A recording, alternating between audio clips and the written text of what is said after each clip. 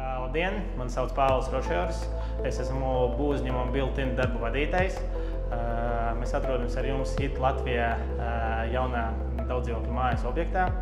Mēs veiksim salīdzinošu krāsas testu ar šo krāsu un cita ražotāja krāsu ar līdzīgām īpašībām divās identiskās telpās. Man kā apdares darba veicējiem ir svarīgi vairāki krāsas parametri, ko mēs arī apskatīsim šajā testā. Ko ķeramies pie darba? Pirmās dienas uzdevums ir apstrādāt mūsu divas telpas ar gruntskrāsu un nokrāsot griestus. Mūsu telpas ir sagatavotas krāsošanas darbiem. Virsmas ir nošpaktelēts ar Vivacolor S špakteli, nogruntēts ar dziļumgrunti, un mēs varam ķerties pie gruntskrāsas krāsošanas. Vienu telpu krāsosim ar Vivacolor Primer 1, otru krāsosim ar cita ražotāja produkciju. Kad mūsu virsmas būs nožuvušas, mēs sāksim krāsot griestus ar Vivacolor Sailing 2 vienā telpā un otrā telpā ar cita ražotāja griestu krāsu. Ķersimies pie klāt mūsu parametriem, kurus mēs vēlamies nomērīt.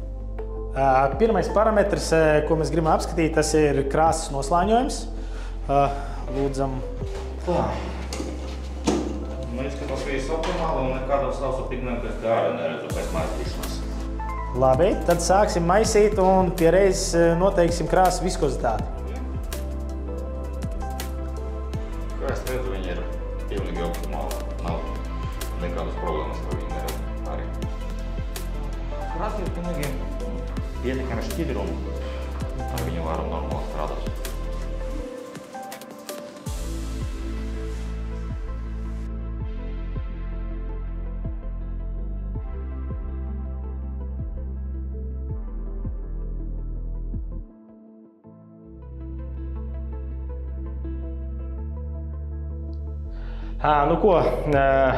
Veiksim krāsojuma kvalitātes testu mūsu apstrādātai virsmai, kur ir krāsot ar Vivacolor Acrylate Premium krāsu.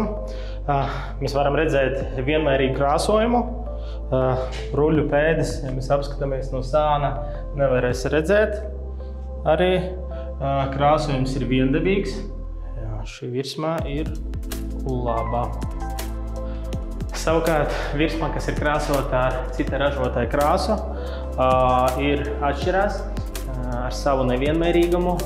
To mēs esam jau pamanījuši, kad bijām uzklājuši krāsu, ka viņa ir grūtāk uzklājama, viņa ir biezāka. Līdz ar to var redzēt, ka struktūra ir dažāda. Kopumā krāsota virsmā ir laba, bet ne ideāla.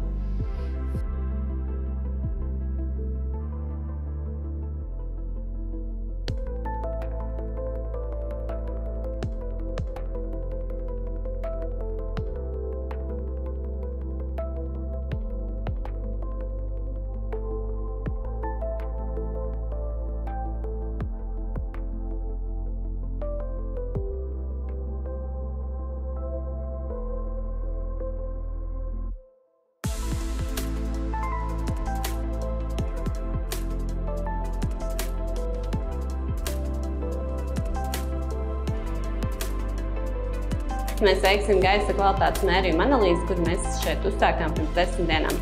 Šie mērījumi ir nepieciešami priekš Bream jaunām ēkām. Galvenokārt tiek izvērtēti gaistošie savienojumi, un otrs, kas galvenais, ir formaldehīdi.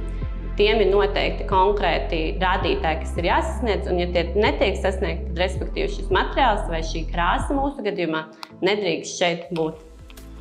Bream vērtēšanā mums svarīgākais ir tieši šis grafiks, kurā mēs redzam formaldehīdu daudzumu telpās, kā viņš mainās, un gaistošos organiskos savienojumus, kāda viņi ir. Šeit man gribētos teikt, ka viņi abi divi ir tādi uz robežas. Šis noteikti, vismaz šajā brīdī, viņš mērījumos nesasniedz to prasību, kas ir jāsasniedz. Šeit tā kā Vivacolor krāsa acīm redzami var redzēt, ka viņa izmaina savu šo te gaistošu organismu savienojumu koncentrāciju. Viņš samazinās, un rezultātā viņš jau būs tāds, kāds vajadzīgs. Viņš jau tagad ir apmēram tā, kāds vajadzīgs ir. Abas krāsas atbilst Bream metodikas nepieciešamībām tieši jaunajām ēkām. Vienīgi Vivacolor krāsām var novērot to, ka viņām ātrāk notiek šo gaistošo vielu koncentrācijas samazināšana, kas ir ļoti labu. Pēc visu salīdzinošo testu veikšanas es, kā apdares darba veicējs, noteikti priekšroku došu Vivipolars produkcijai, jo tie ir kvalitātes un cenas ziņā labākie iespējami tirgū.